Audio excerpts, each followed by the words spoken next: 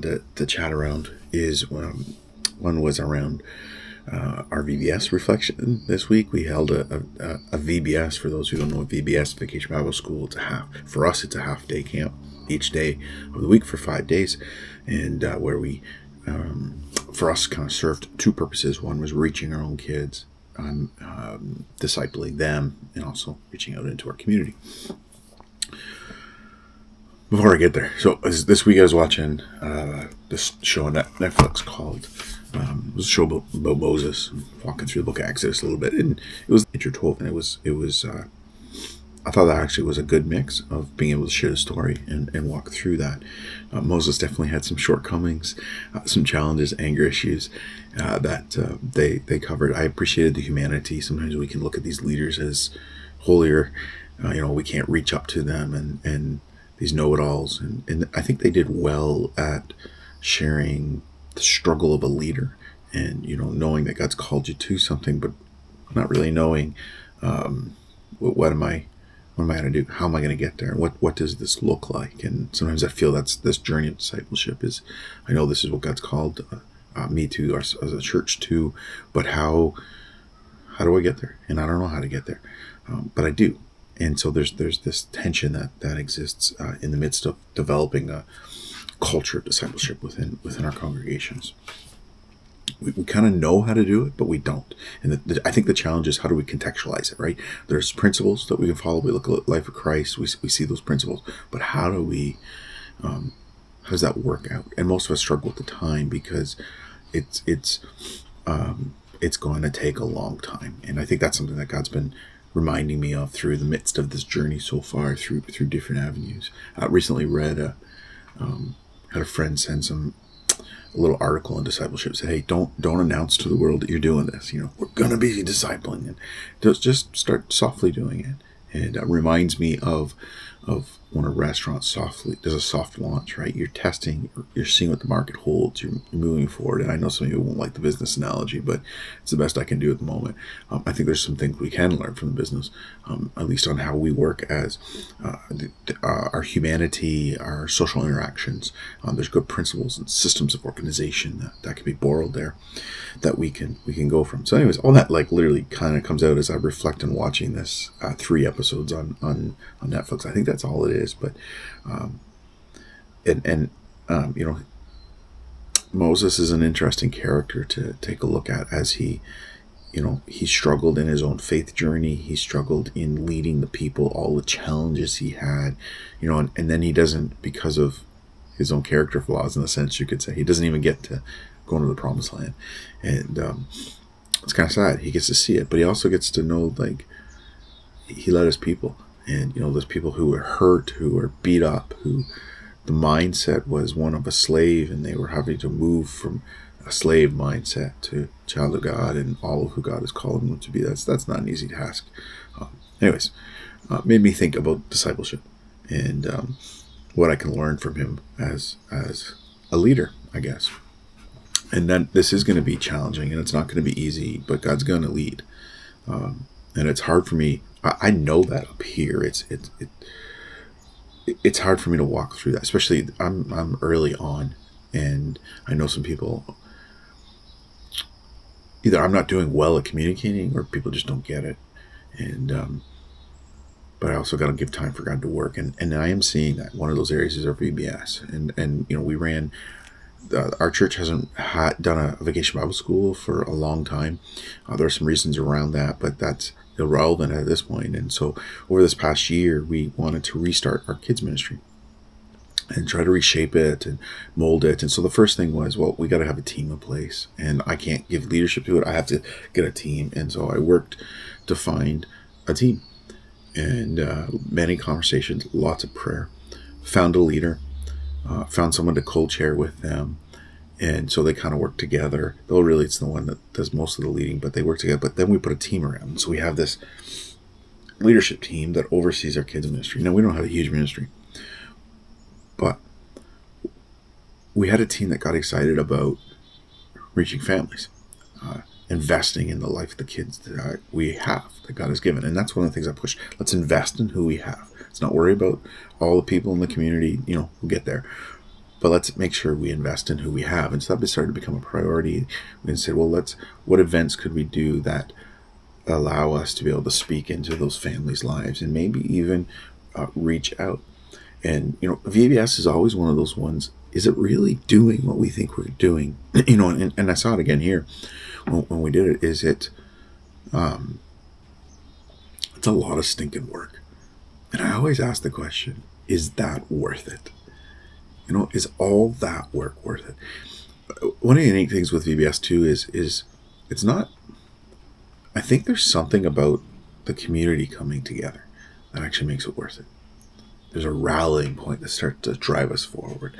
And I think we have to have a mindset, is this an outreach? I know other places like that we've served at, it was always saw as an outreach, but it really wasn't. It was an opportunity to make disciples in the sense of those kids who we already had, because that's who was coming. We weren't getting large numbers of non-church people coming, in a sense, non-followers of Jesus. And I think in every spot I've had to help people understand that's okay, but let's just label what we're actually doing here and not call us, going to reach the lost. Because I'm not even sure I don't know. Is it the best idea? Those are questions I wrestle with. I think it's a great opportunity to plant seeds. So I do think that's a good thing, to be able to give people a good experience, to further relationships. And that's one of the things we saw is we didn't do a lot of advertisement.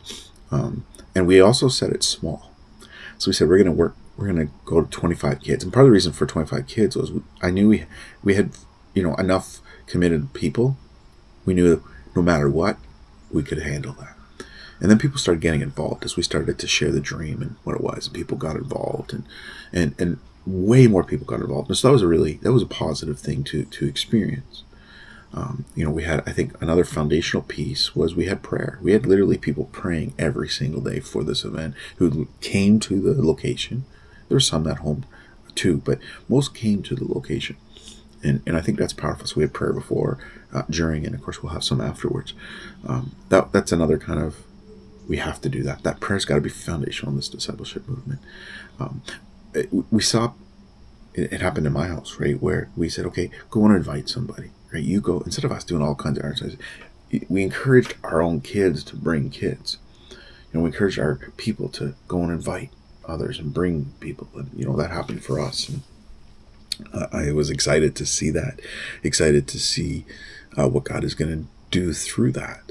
I think that's a win for us, is our own people reaching out. Often what I see in the church is many people just don't have relationships with those who are lost. And I think that's a problem. And we need to work at interacting with those who don't know Christ yet. We need to be looking for those people of peace. And where are they? Where are they?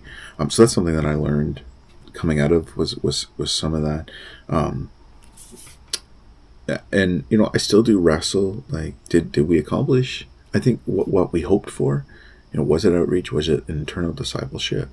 And that's my kind of old mindset, right? Is separating those two things. And I think that's a problem. We shouldn't be separating them. But that's a struggle that I have, and I know even in the group who I'm working with right now, we actually need to bring those two ideas together. And so it's about making disciples. And so depending on where somebody is on the pathway, maybe they're a beginner, maybe they're just being introduced, maybe they've been a follower of Christ. Well, there's a range, but we're going to help them. And we're going to help those kids and reach out to those families. So I think there's some good things that are there. Going back to the numbers piece, I really think we need to keep numbers low. That's something, when we look at discipleship groups, the smaller is actually a little better. That 3-4 person group for making disciples is ideal.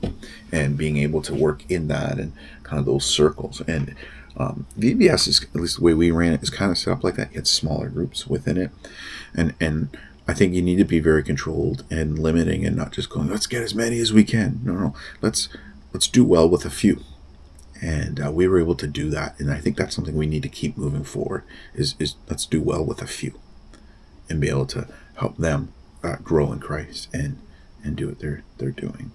Just checking out my notes here for what else I wanted to. I guess one of the questions I ask is, how do we disciple families? That's something that kind of comes up this past week. And it did give our church an opportunity to see, because we saw a number of people not connecting to us. So start asking wonderful questions. Well, how did they get here? Who invited them? And there's a couple families that we don't even know how they got there. Nobody invited them. Somehow they found out about it, which is fine. And we'll walk down that. God entrusted us with that, and being able to do that.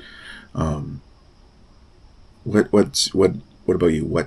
Are you learning around children's ministry, and how does discipleship work in the midst of that? And as the family, how did that serve as an avenue to reach those families? Where I wrestle with what, one of the groups in the fall is reaching out to some families, young families, right? So how do we do discipleship in the midst of that? Because that dynamic, I know when we had young kids, that's a unique dynamic. We were able to do it because we were in a congregation that we were literally the only ones who had kids. It was just so young. And so we had people in our house and interacting, and that was a positive thing. But I always knew that, and it actually did start to happen as people started having kids, that those dynamics change. So what's that look like? And how do we do that? And how do we continue to have discipleship relationships?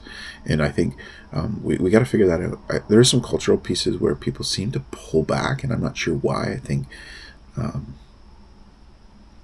we need to be okay with some of the messiness, I guess I'd say.